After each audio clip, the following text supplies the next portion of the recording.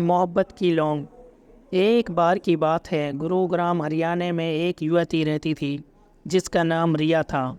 सुंदर थी और दयालु लड़की थी, लेकिन वह एक बहुत गरीब थी। एक दिन वह सड़क पर चल रही थी तो जब उसने एक युवक को देखा जो एक अमीर परिवार से था, वह तुरंत उसके प्यार में पड़ गई। लेकिन उसे पता था कि उसके लिए उसे शादी करना असंभव होगा। युवक का नाम अदनान था और वह रिया से भी प्यार करता था, लेकिन उसके माता पिता कभी भी उसे एक गरीब लड़की से शादी करने की अनुमति नहीं देंगे। इसलिए उन्होंने अपने प्यार को गुप्त रखने का फैसला किया। वे हर दिन एक दूसरे को चोरी छिपे मिलते थे।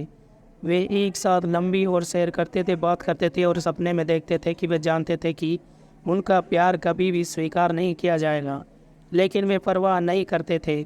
उनके लिए एक दूसरे के साथ रहना ही सबसे महत्वपूर्ण था। एक दिन अदनान के माता पिता को उनके रिश्ते के बारे में पता चल गया। वह बहुत गुस्से में थे और उन्होंने रिया को अदनान से दूर रहने का आदेश दिया।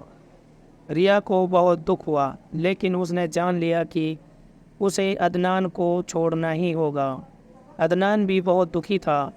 वह रिया के बिना नहीं रह सकता था, इसलिए उसने अपने माता पिता को छोड़कर रिया के साथ भागने का फैसला किया। वे रात में भाग गए और एक दूर दराज के गांव में बस गए। वे एक छोटे से घर में रहते थे और एक साधारण जीवन जीते थे, लेकिन वे खुश थे क्योंकि वे एक साथ थे। कुछ साल बाद रिया और अदनान के 2 बच्चे हुए। वे एक खुशहाल परिवार थे और उनका प्यार कभी भी फीका नहीं पड़ा। सच्चा प्यार कभी भी बाधाओं को नहीं मानता, ये सभी बाधाओं को पार कर सकता है।